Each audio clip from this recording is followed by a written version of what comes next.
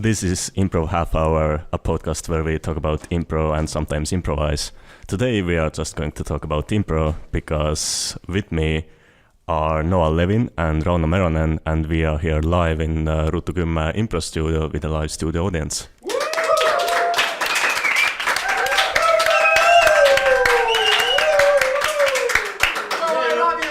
My name is Andor Roots, but I'm not here alone because here is Noah Levin, who will now introduce himself. Hi there, I'm Noah Levin. I come from Barcelona, not originally, of course, but I am living in Barcelona. I run the Barcelona Improv Group and the Big If, the Barcelona Improv Group International Festival. I've been doing improv all my life, professionally for about 9 years. And I did my training in New York at the People's Improv Theater and have been in Barcelona since 2011, working with the Barcelona Improv Group, teaching, performing, and running the festival. And how is it you are here in Estonia today? I am doing a little tour of Eastern Europe and Northern Europe. Yes. I started in Finland on this trip, teaching workshops at the Improv Academy in Tampere. Came down here to Tallinn to do workshops and shows at Ruutu 10 Improv Studio. And then I'm on my way to Slovenia to do a week of improv with Ohana. Awesome. And next to you is sitting Rauno Meronen, the chief in staff, I guess, of Ruutu 10 Improv Studio. Would you please introduce yourself? Hello. I'm Rauno. Probably everybody who listening podcast knows me very well. I'm producing. I brought Noah here and helped him to put up workshops and a show tonight. And you are also teaching, performing. And that of course. And that of course. I didn't know I have to do like that long introduction for myself. What? But yeah, I'm doing. I'm performing. I'm doing workshops, teaching. And also running Ruutu 10's Tallinn's part. Okay. And he just celebrated his birthday. What? Yeah. And he just got off stage with Noah Levin. Yeah, we were. And no applause for that. So the topic of today's discussion is the business of improv, I guess, how to make improv profitable or how to do improv professionally and actually get paid. Actually, it's more maybe narrow because me and Noah we were talking yesterday in the dinner and on the lunchtime actually, and that when I have met improvisers around Europe on festivals, then they have this struggle. I feel that they want to do it professionally, but it's still a hobby, and they have to make this small step or leap. Yeah, leap. But they don't know how to do it, or like this is the big question, how to do it. And because Noah is doing it, I mean he has done the leap, so he can talk about it. So Noah, perhaps describe your leap. Like Sure. What are you currently doing? What was your leap, and how did you do it? Yeah. Well, the leap for me was very recent. I just had my last math tutoring student in May. And after that, I was done. I said, no more. I'm not taking any more clients. I'm not working any more side jobs. And I'm just going to make my money as an improviser and as an actor. And so far, I'm still eating and paying my rent, which is the amount of profit I'm looking for. I am definitely not rich from improv, but I don't think anybody is rich from improv. But I've found a way to make it my livelihood. I teach classes with Barcelona Improv Group School of Improv, and I do corporate work where I'll facilitate workshops for companies and other events, and then also whatever acting work I pick up. I voice a couple of cartoons, and I do coaching for improv teams or for people that want to work on their public speaking, things like that. So I'm just trying to find different ways that I can parlay the skills that I've been working on as an improviser for the last decade into things that people find valuable and will pay money for. So we do what we can. And I think that's the key for anybody that wants to turn improv from a hobby into a business, is finding what you have that's valuable and giving that to people. And it's not just the shows. The shows are a very small part of that money-wise, very important part, because it gets people excited about improv. It sort of shows what improv is. It's very fun to do. But the real sustainable way of doing improv is to kind of do everything. So I guess, Rauno, your thoughts on that? You are also doing improv professionally and sometimes getting paid. So what was your leap like? Wasn't okay. It's basically the leap was that if you really want to do something in my case improv, then you just start to do it. And like Noah did, he quit all his side projects and jobs, and you start with really small things that you maybe have like one workshop or some people you know, and you start to grow it like from really small seed, and it grows bigger, because until you don't do anything, nothing will happen. You must start. Start from somewhere. I mean, start from anywhere. But that is really the key to it, is that you're always moving and progressing. It's not overnight to be a professional improviser. So much of it is at the beginning, paying your dues of practicing and practicing and practicing, and then when the opportunity comes up that you can teach something, teach. When the opportunity comes up that you can work for somebody else doing your improv, take that opportunity, and they won't happen overnight that you are fully sustainable. But if you're always open and pushing yourself to get better at what you do, more people will find it. So if you are distinguishing yourself as an improv actor, people will want to learn from you. And maybe that you won't get paid for that right away.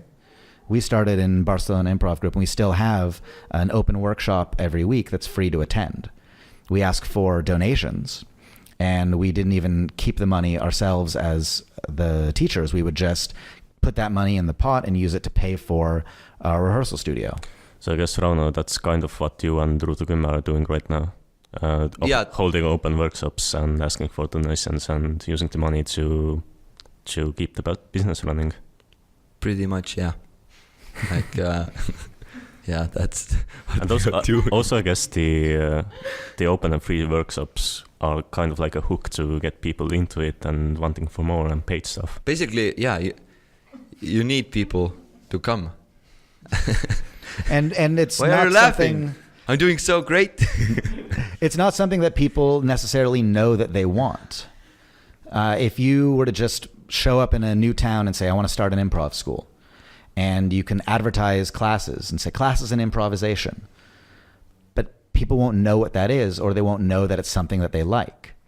If you are putting a show out and you say, we've got an improv show, people won't know what that is. You say an improv comedy show, people may go, oh, I like comedy, I'll go check this out. And they've maybe never seen it before, but if they like it, they'll come back.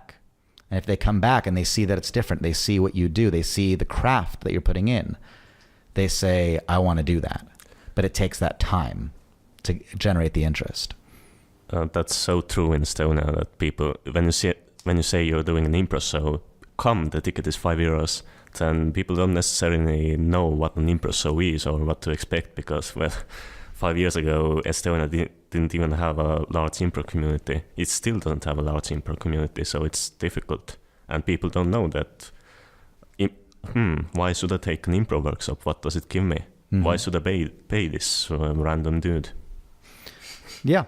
And a lot of what we get is that interest from people that have come to shows and seen it, and also the word of mouth. That improv is good for a lot of things. It's great for getting acting training and training to become an improviser. A lot of people will take improv to work on their self-confidence, to work on their public speaking, to make friends, because it's a very social art form. And it's different from taking a pottery class where you might learn an artistic skill, but it's not social the way that improv is. And people might not know what it is that they need. And they hear from different people what improv did for them, what taking this class, what going to this show, what attending this free workshop did for them. And that might bring them in. So somebody might be new to Barcelona. They go on meetup.com and they're looking for friends. They're looking for activities. So they see this free workshop and they think, yeah, I'll try it once. And maybe 20 new people a month come brand new from meetup.com, and one of them stays, and they keep coming back to the workshops and they like it. And then we say, well, we offer classes, and it gives you something a little bit deeper. And of the people that are coming to the workshops, maybe 2 or 3 or 4 will want to take a class. And then from that class, maybe 80% of them want to take the next class. And we keep bringing people in and giving them something more, and we're responding to what their desires are. So the students will demand something. They want to learn this. They want to practice that. They want to have these opportunities. And if we're open for it, we can provide those opportunities and see who else wants to join in. Same thing happened with our festival.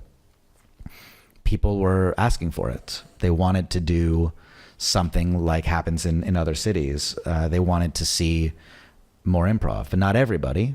But once we did the first festival, a lot of people got hooked on it. A lot of people wanted to see more. They said, when are you doing this again?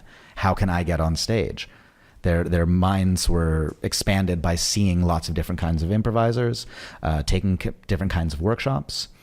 And so it generates more interest on itself, and it builds, but it builds slowly. I want to go back for a bit to Rauno. You talked about how people are finding improv and workshops, so I would like to hear Rauno's thoughts on how Ruutu 10 is like gathering followers, I guess, or how people find the workshops, how people find improv here. Are there many people coming, or only just a few new faces each week? So I guess my question is, do people find improv? Yeah, I mean, the system or the process is actually the same as in Barcelona, like Noah described it. It's we have shows. After every show we say, oh, we have improv jams. After every corporate show we say, oh, we have improv jam. It's just like you just invite people to jam, and you also explain what is jam, and also already people who are coming to jam, they will invite their friends. That's just how you get all those people. And that word of mouth is the best advertising for everything that we do. Hey, it's Ando speaking from the mixing room. At this point in the recording, my laptop went into sleep mode and did not record for 30 minutes, and I didn't notice it right away.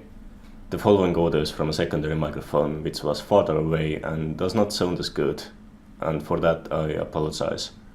If you'd like, you can skip ahead to minute 43 when I get my main recorder working and everyone sounds awesome again.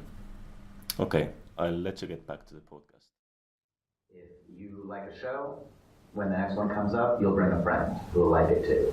You take a class, you have a friend that has similar interests to you, you invite them to try a class or try a workshop. We also get people who are working for companies, and they say, ooh, I like this. I wish my workplace had the same kind of environment, that people are listening to each other, that people are cooperating, that people are caring about each other. Can you come and do something for my company? And that's sort of how we started doing the corporate improv, was our students would say, hey, do you think you could put something together for my company? Do you think you could come in to my office? That's actually exactly what happened to me. I had been an improviser for a couple of years, and we had a meeting at the workplace, and people were speaking over each other, were listening, were having status fights, all those things improvisers can see.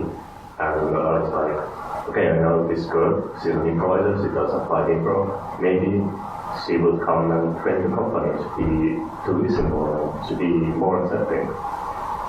Unfortunately, it didn't sell, so that was too bad. But not everything will sell. it's a percentage game and it's a persistence game. And I think that's a tough thing if you are staking your whole income on improv. Then you have to have clients coming in. But you have to realize that not every client is going to come in. Same thing, you have a show and the theater holds 100 people. If 100 people come, that's great, you'll make money. But sometimes you'll be running up against a music festival. Sometimes it's a weekend and you didn't realize that everybody's going to be out of town. So you never have that guarantee. But if you're persistent with it, it's like, hey, this show only had 10 people in the audience, but we're going to do it again next month and get more people in. I tried to sell this workshop to this company, and they said no. I'll still be available if a year from now they change their minds or they decide that what they need next is some improv, and I'll always be available. I'll always be ready for the next opportunity that comes up. So don't lose heart, be persistent and available. Absolutely. So what would some of the problems and solutions other than that be in doing improv professionally? Actually, I want to ask, when you're doing the improv as a hobby and you want to start doing improv professionally, what are those problems you face? A lot of it is in the evaluation. I think you have to see what you do as a product that can be sold. And it's not as commercial as, I do this for money. I'm selling my art. No, it's I'm doing something that other people will find valuable, other people will find worthwhile, and trusting that what you have is a valuable skill. One great thing I learned from a woman I met when I was backpacking. She said, she's another American, we were in Turkey talking at a hostel, and she was traveling around and she would just get a job for a couple of weeks or summer or a month here, a month there, and work. And she said, you just have to find what are your valuable skills, what is marketable for you. So she would work as a bartender, or she would be at a hostel and traveling and supporting herself because she knew that she had the skills. She speaks English and she spoke a couple of other languages, so she could do something that's in an international environment. She's very personable, she's responsible. And I started, when I was traveling, I noticed, this menu, the English translation is terrible. It's full of spelling mistakes, and this thing doesn't actually fit in English. It's not the cream of the chicken, it's chicken with cream sauce, And so I would go to a restaurant just to try it out. I'd say, hey, I noticed your English menu is not very good. I am an English teacher, I lied. And if you give me a free meal, I'll correct your menu. And half the time it worked. So I would go to a restaurant, I would get a free meal, I'd get some wine, and I would just sit there and make corrections to the menu and get my meal for free. And there's so many things that you have as skills that you can bring out. And if you notice it or if other people notice it in you, then that's what you're turning into the money-making things. So if you notice that you're really good at facilitating groups, or you notice that you're really good at speaking with confidence, you notice that you can get the audience really involved in what you're doing. Those are skills. Is there somebody who would find value in that? And it doesn't have to be an improvisation, but it's it's your skill set. So just like any other job, if you know how computers work and you know IT, then you can work in IT for a company. If you have a skill in organization and management and resources and you don't get overwhelmed by things, you could be an office manager, you could be an executive, you could be a teacher. all of these skills, if you have them, you can find places to use them. But you also have to be a really good marketeer to sell yourself, no matter what skills you are trying to sell, I guess. Because I was a programmer, and during the start of my career, I was doing things for free because I couldn't sell myself. I guess that's a thing to keep in mind. Absolutely. And I have grown as a salesman of myself and of my services over the years that I've been doing it. And yeah, I actually used to be a door-to-door salesman when I was a younger man, and learned a lot about sales, but also you make mistakes and you learn from them. I had one of my first improv workshops that I sold to a company. I went and talked to the guy that booked it for me. He was a friend, and so it was word of mouth. And he said, it was a really tough sell to get the company to take you, because normally people charge triple. So I had to prove to him that you were worth it. It's like, okay, well, now I know what I should be charging. And I spent 500 euros learning that I should be charging more. And also in that program, selling yourself.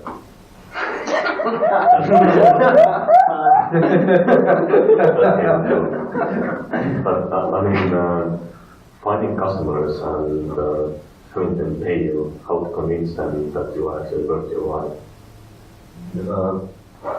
Well, our strategy is we just ask a certain amount of money we think we are worth, and if they say it's too much, we ask less. Like, we used to ask less, but the basic idea is that we know how much we are worth, or like how much we want for certain service. How did you find out for that? I mean, that's how you calculate your price. I mean, how much work, how much time put in there, how much like what resources you're using. Like you just calculate your price. That's one thing. And if well, how do you get the new clients? Yes. How do you convince them that you are actually? How do you sell yourself? How do you sell yourself? You just all right. That's how we do it. How I do it. I mean, we have many salesmen in our team, but how I do it is just I put the price on the paper. Before that, on the paper there is a description what they will get. I write it out very long, so they feel they get more.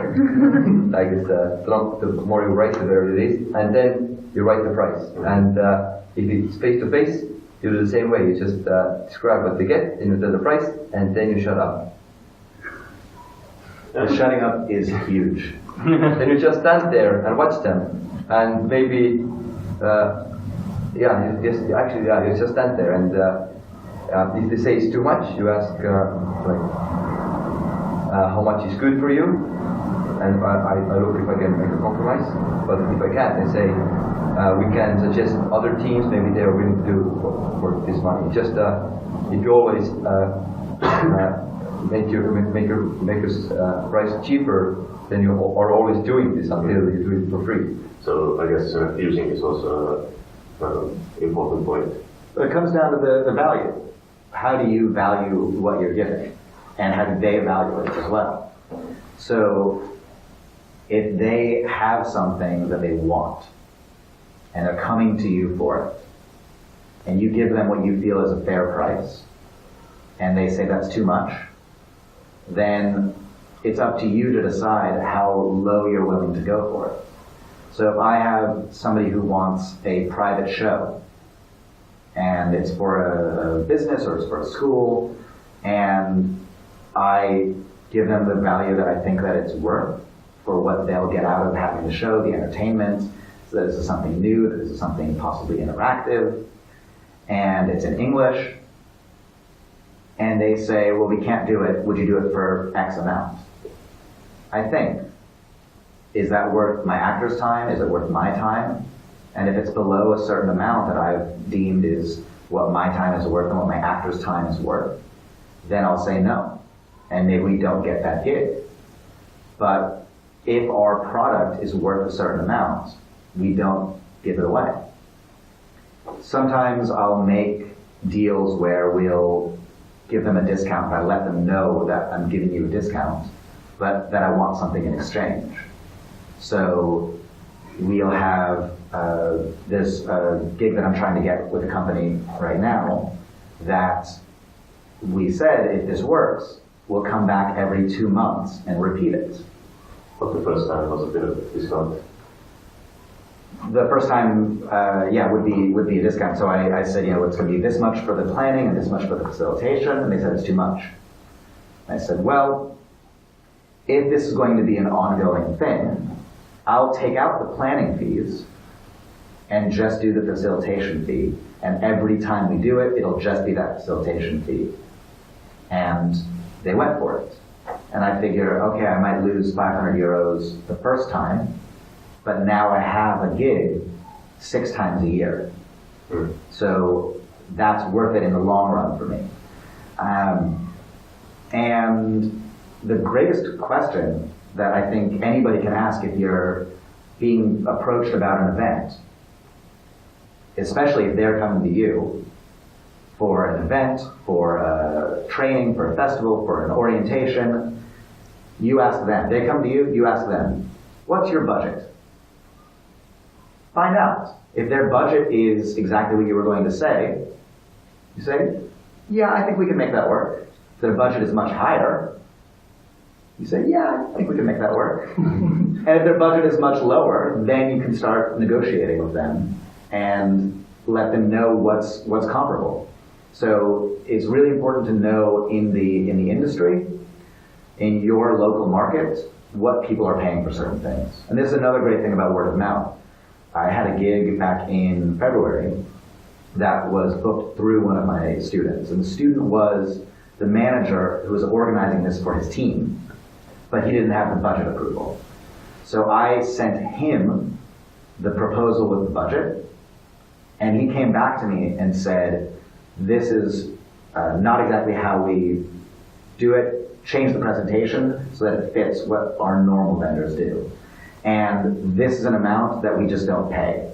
I had this range for people coming in to do similar workshops. So make your range in here. And if it's at this amount, they'll probably just approve it. If it's at this amount, we'll have to negotiate. So having all of that knowledge, I then resubmitted the proposal with a price that they felt was appropriate, and the negotiation was much easier because I had somebody on the inside giving me that info.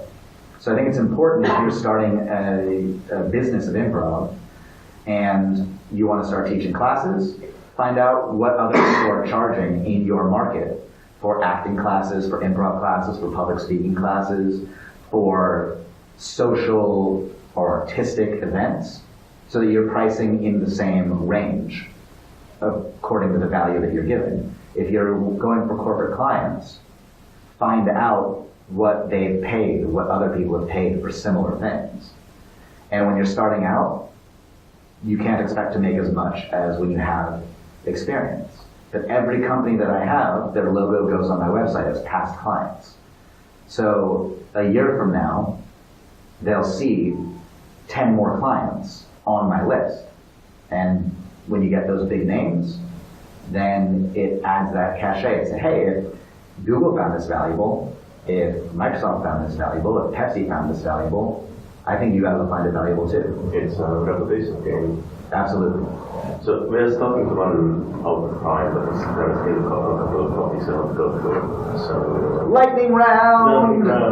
Rauno and Noah, what's in your immediate future and what's in your distant future concerning the improv professor improv? I do it really short so Noah can talk longer. I'm planning to continue with my improv career, so don't be worried. And what do you mean by that? Performing, workshopping? Everything you do improv related. For me, it's slow growth. I just want to expand what I'm doing. So I might travel around Europe 3 times a year right now teaching improv. Next year I'd like to do 5 times. I teach corporate clients every month or 2. I'd like to get it to once a month, maybe twice a month. I and slowly expanding the school at the rate that we're getting new students. So I'm not going to make a big leap or a big change in what we do. Just continue to grow out. And then when it's so big that we need to expand to the next level or the next avenue for income, we'll do that. When you travel around and teach, do you usually end up in net zero or with a profit or without a profit? It depends on the trip. Sometimes it's a net zero. Sometimes I spend a little bit, but I got the experience. And I think you can't put a too heavy a tax on the experience. So teaching those free workshops for years gave me thousands of hours of teaching experience. That makes me a better teacher, that makes me more valuable. So even if I go to a country and I break even, money-wise, I still have that experience, I have that on my resume, I have more people that know about me, and I have students that would like to take classes with me again in the future. So I've earned something even if it's not monetary. Understandable. And do either of you ever have problems with motivation, or do you ever think that, why am I doing this? This is not profitable. I could earn twice as much doing something else. No, because I'm still very new at this being my only bread and butter. If I get to a point in the future where it starts to dip and I'm not selling what I need to sell, I'm not making the money I need to make, then I'll start to reevaluate. What's nice for me is my side gigs are very niche. So I can go back to tutoring math a few hours a week if I need extra money. And if it all goes to pot, then I'll figure it out. But I know what can't be taken away. Maybe the prestige of my brand falls away. Maybe the clients fall away. Maybe some competitor comes and takes all of my business. I still have all of the skills, knowledge, and experience that I've gained over the years, and that doesn't go away. Also, what you have is that want and passion to do it. Yeah. I would say that is actually a danger point. It might fall away in 5 years' time. Passion, Passion and not to do improv. I mean, I think it transforms into more mature. It can go either way. Okay. You can get depressed and change it and just drop it, or you can actually do it for 20 years. Well, if your passion changes, then stop doing it. Yeah. I mean, if I didn't love doing improv and spreading the gospel of improv and traveling around and meeting people and playing for a living, then I wouldn't do it. So if I like it, I'm going to do it. And if I don't have the same joy for it in 5 years, I will do something else. But you are still kind of new at this, I mean, 2 or 3 years to be professional. But how are you motivated up to today? Right now, no, I'm actually really motivated. Also, since if you artistically take new projects and I think as this moment when you stop growing as an artist and stop learning, it's turned just into a business. But right now, for me, it's just we're doing this business, and it's also fun. I mean, we're doing this business just to get money to do improv. Like at the beginning, the goal was right now we're paying 20 euros in a month to do improv. Let's somehow get this part that we don't have to pay for doing improv. So doing improv, we pay doing improv. You understand? Inception from and from there, you're like, maybe I can get some extra money to take some extra workshops with, go take some workshops in other country, and then you just steadily increase your income until one day you wake up and find out that all your friends and have cars and money and and houses, and you're like, Still traveling around Europe, still doing workshops. Yeah, good. Okay, so the last point before we take questions from the audience I want to go through is actually from Noah, because you are organizing a festival, and besides being a lot of fun and international experience and all that jazz, it's also an expensive thing to do. So how is the festival going already? Expensive to put on, or to put on, so that the festival has to pay for itself in the end and hopefully end up with a small profit? Yep, that's been my MO for how I approach everything with the business, which has just been don't lose money. So if we make a profit, great. If we don't make a profit, as long as we don't lose money, we're good. One of the listeners of this podcast will be Rauno, who is organizing the Film Festival this autumn in Tallinn. Mm-hmm. It's been doing for a couple of years, and I will mention that last time, or just a few times, it's been at the same time as your festival. Yeah, we have that issue in Europe because the great thing about Europe is people can travel very easily around the continent. Mm-hmm. So, my team has performed in Finland and Denmark and Sweden. I've gone to festivals in France and Amsterdam and our own festival and also in the States. So you have the same pool of improvisers and the pool of teachers, and you want to make sure that you're giving people the opportunities to see cool improv and take cool workshops. But as far to get your question about how can we make sure that it's profitable, or at least we don't lose money doing it, for me it's just been very conservative planning. So I look at what is the cost to put on a workshop, how much do I spend on the venue, how much do I spend paying the teacher, and how much do I spend on fees for the ticketing software, and things like that, and can I set a price that's affordable for people to take? And then same with the shows. What's the rent of the theater? How many people do I need to fill this? How many people can I get to buy tickets? All right, I'll set my ticket price here. So I always go for a very conservative, that if the workshops sell out, great. But if they're 80% full, I still break even.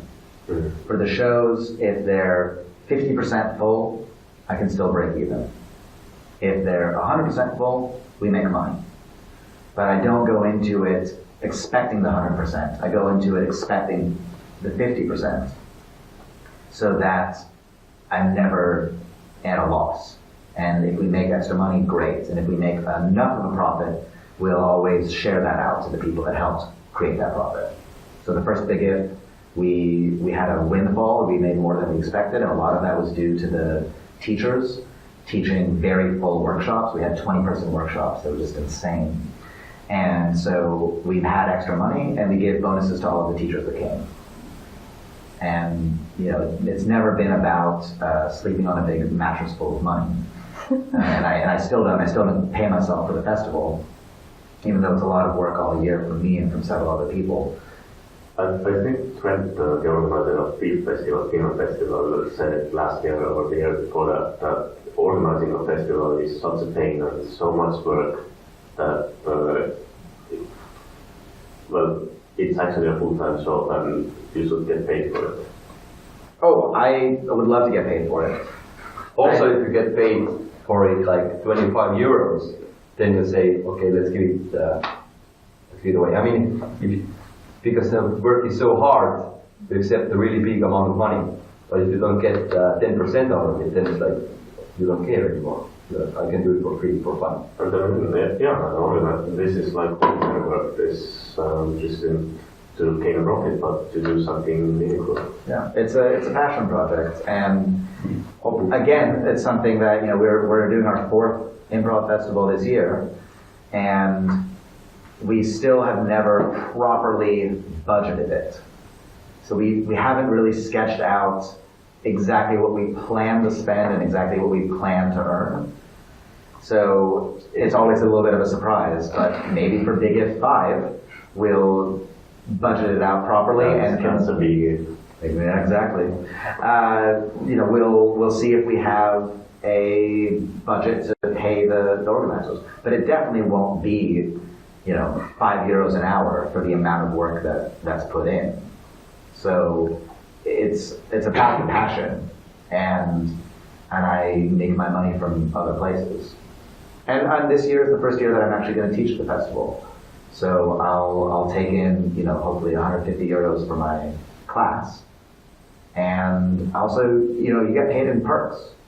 So I have a great power that I can give free tickets to our shows and festivals. I have this great power that I'm invited to speak on podcasts. And that's a form of payment. That's something that fulfills me and adds value to my life and my experience. So I'm happy to do that. It's not about monetary rewards for everything, but I think if you have a passion, you have something you enjoy, and you have the persistence to keep doing it, then the money will come, and you open yourself up to take it where it comes until you are making enough of it that this is what sustains you. I think that the last part was actually the whole point of our discussion here. We did it! So, Rauno, Noah, any closing thoughts before we go into questions? None at all. I really felt like I came to a nice peak in what I was saying there. It was really a nice way. So we can edit this part out and just end on that. That's the last thing I said. That'd be great. We also have a question from the audience, if we have. Yeah, so now we did part, the audience members, if you have any questions to Noah or Rauno. Yeah. Question. You did the show bare feet. Why? So you did the show barefoot. Why? This collection of improvisers, me, Rauno, Silver, Toivo, and Martin, our group name is Naked Feet. So we always perform in bare feet. Wait, but the rest of the guys barefoot? Yes. Yeah. Yes. Yes. I put on socks as well. Me too. Cold. Okay. Any more? Yeah, Martin. Yeah. Noah, have you how do I ask this? Have you made clear who's your audience or your target? Who do you Target sell? audience. Target audience. Who is what connects them? So who is your audience? How do you target them? What connects them? Well, in my case, it's very simple because we do English language improv in Barcelona. So our target is English speakers. And it's easier to focus in on that. I think we have, in that English-speaking group in Barcelona, there's two main factions. There's people that are working for international companies. Hey, it's Sander from the mixing room again, just letting you know that this is the point where the audio improves again. Once again, I apologize for the bad sound quality. Enjoy the rest of the podcast. And there's people that are trying out Barcelona as an expat to just get away from their home country. So they might be teaching English at a school and just sort of getting by while they enjoy this inexpensive city that's very fun and lively and has a beach. And that's who our students are, and that's who our audience members are. We don't really go after tourists for shows because we have shows irregularly. It's once a month, but it's not always on the same day of the month.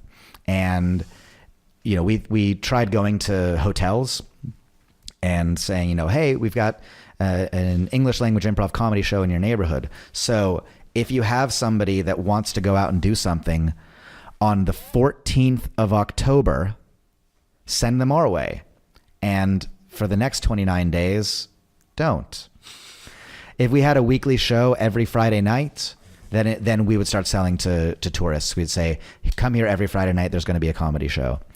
But what we do is we have our fan base, and we make relationships with the English language magazines in Barcelona and English language blogs. And that's how we get our word out. But it's really just that language that we're going for. We have a range. We have teenagers at our shows. We have people in their 50s at our shows. And nobody in between. Anymore? Yeah. Do you have a suggestion how to grow your audience and your workshop attenders, like besides just them talking to each other word to word, but like an action you could do to like get to more audience? How do you grow your audience? Do stuff for free. Go to a university and give a free workshop to students. Go to a festival and offer to have a class or a show that gets out to new people that are in your target audience. Find out if other people are doing shows, and you could get on and do a spot at their show and show off your group. The free workshops for us have been a huge driver of getting new audience members in and getting new students in. And it's about exposure at the beginning. And if you ever need to enhance that exposure, find some big showy thing that you can do. Same thing with the internet. If you can put out a good video that people are watching and you tag it at the bottom with your websites or information about upcoming classes, it's a good thing to do. Gets the word out. I guess Rauno Route to 10 has done that, the last part, doing videos and tags, promotions. Yep. Very hard to get views. Yeah. Very hard to get views. Any more questions from the audience? Yep. Do you have your 2-minute elevator pitch? What's your elevator pitch? Yeah, for classes or corporate workshops? Let's do you have for shows? For shows, I say it's the best English comedy in Barcelona. Come to a show, you're going to have a good time. Is that the only English comedy in Barcelona? No. Then it's a good pitch. For workshops? For workshops, I would say come try something new. It's free, it's open. We have a lot of people that are just there for the first time to try it out and have fun and be silly for a couple of hours. You've got nothing to lose, and I think you'd enjoy it. Classes are excellent way to not only have fun and make friends, but you learn a lot of skills that help you not just for performing improv comedy. You can get confidence, you can be more social, you learn about how to be an active listener, you know how to get in touch with your emotions, and it makes you more confident and lively, so you can get a lot of skills for life out of doing an improv class. And it's a very fun thing. We have a lot of students that try it out.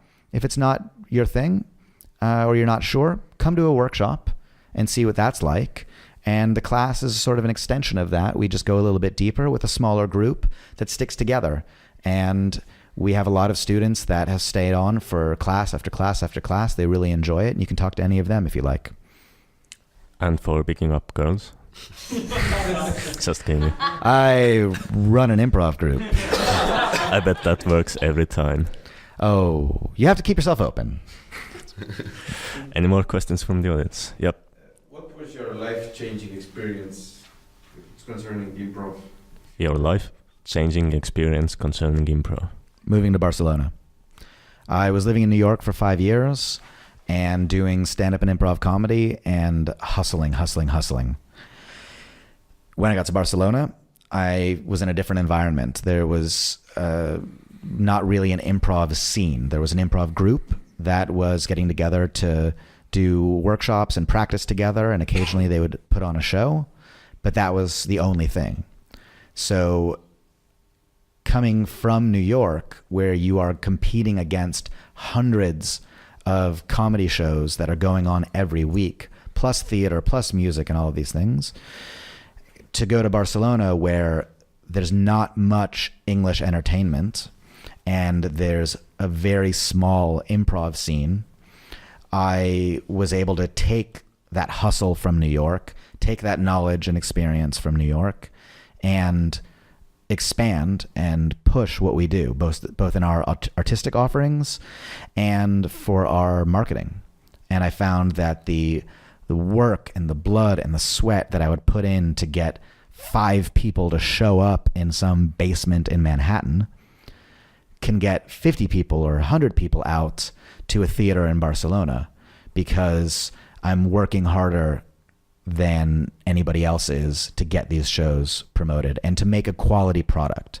And I think that's the most important thing. If you are selling a show or a class or a workshop, it has to be quality. If it's not, people don't come back. If it's not, people don't talk about it and recommend it to their friends. If it's not, people are going to feel ripped off when you've charged them €5, €10 for a ticket, or 500, 1,000 euros for a corporate workshop.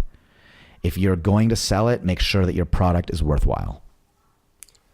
Trent, if you are listening to this, leave your comment in Facebook concerning coming from the States to another country, and what was it like? Yeah, Trent and I are very, very similar in what we're doing. And Trent's been a big inspiration for me. The festival, the Big If, I came up with most of what we do from going to FIF and taking notes for the whole week. He has a great festival, and that's why I copied half of it. Correct me if I'm wrong, but Tilt was exactly the same. From going to FIF? From going to FIF. I would believe it. Trent runs a fantastic festival. It's like being at summer camp for improvisers. And it's a wonderful community feeling where you learn and you play and you watch shows. And that's what we try and do in Barcelona, is get great teachers, a symposium of the best improv knowledge from the Northern Hemisphere, and one guy from South America. So we're really hitting a lot of continents.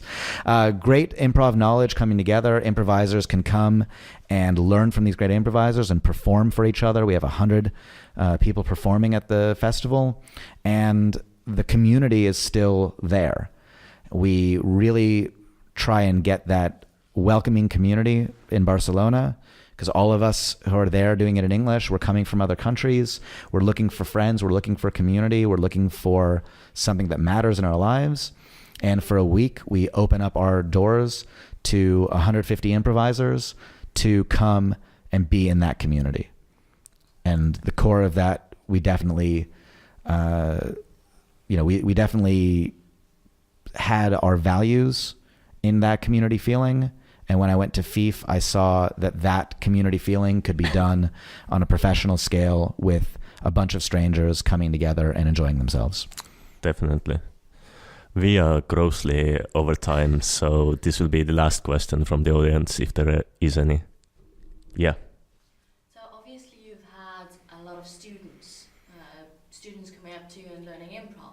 And after a point, you're going to probably notice that the joy from improv is going down, that the joy is not there, they're not as passionate as they were, and that means their motivation to do it has gone down.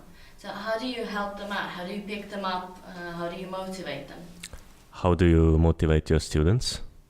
Who lost improv joy. How do you motivate your students who have lost the joy of improv? I think the key is providing them opportunities. So we actually have lost a lot of our original students because when we do our highest level class, we don't have another class waiting for them. So we just did a long form level 2 class. It was our highest level that we've offered. But there were only 12 people in that class. So if we offer a long form level 3, maybe 6 of them can continue because of schedules and money and all these different things. So I don't offer the level 3. I need to train up another level 2. So sometimes they have to wait a year. And what we've been trying to do is add more opportunities of improv jams and encouraging them to start their own teams, practice teams, to stay together and to keep working on it until the system catches up to them and we can offer them something new. But if we can offer a workshop that's giving them something that expands their horizons or the opportunities to perform, and every year or so we offer an open stage for independent improv teams to come. And it's slow going. A lot of it is scheduling. You know, people are working. Some people work at night. Some people work during the day. Some people travel every weekend. Some people go back to England half the month. So it's hard for people to form their own teams or maybe attend every class or attend every jam, but we are always pushing to have more opportunities for them so that they can continue. That's never stagnant for them. Rauno, does Route 10, Route 10 has this problem with courses? Like you have 201, but there is no 301, so the people of 201 have to wait a year until there is enough of them. Yeah, that's the exact problem we have. And but I mean, that's like how you build, how you create it, or how it's a build. We're still building it. Yeah. And I guess there is no easy solution for that. There is actually. Yeah, we changed it. Well, kinda. So how did you solve it? I have no idea what he's talking about. I guess we'll find out in the website soon. So it's time for a wrap, because we have been talking for almost an hour, although we planned on 30 minutes. You had double episode. You had two episodes. Part 1, part 2. So we were live in Route 10 Improv Studio with a studio audience with Rauno Meronen, Noah Levin, visiting traveling improviser. Are there any shameless plugs that you want to do? Promote something, promote yourself, your shows, a festival? Yes, the Barcelona Improv Group International Festival, the Big If, 4th edition, is November 1st to the 6th. We still have spaces available for visiting improvisers. Visiting improviser pass gets you discounted hostel stay, €10 off every workshop, free admission to all of the shows, and a t-shirt, and come to all of our social events that we do with the other improvisers, all the community events that we do. The registration for visiting improvisers is open until October 1st on our website, barcelonaimprovfestival.com. And you can always join us on Facebook at facebook.com/Barcelona Improv Festival. And Noah Levin, where do we find this guy? If you would like to see what I do for applied improvisation, you can go to www.thepresentmomentimprov.com. The Present Moment is the name of the company. And if you would like to learn more about me as a teacher, go to barcelonaimprovgroup.com and click on About Us, Teacher Noah Levin, and you'll see information about me and the workshops that I teach and the coaching that I provide. I will also promote Barcelona's Improv Festival. I've been there 2 times as a visiting improviser and as a performer.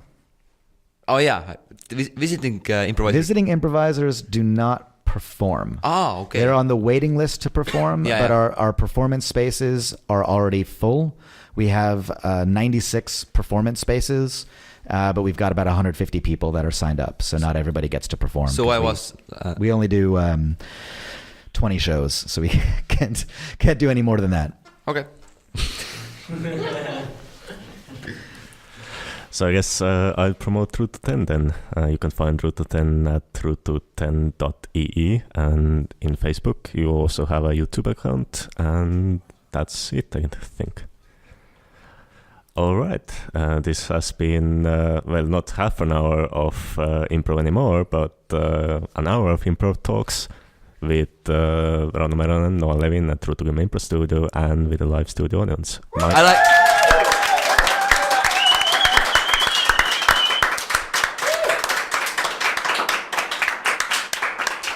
My name is Ando Rots, and you can hear more of half an hour of improv with just half an hour of improv in the coming week, actually, where we just improvise this time, no interviews at all. Thank you for listening, and listen again.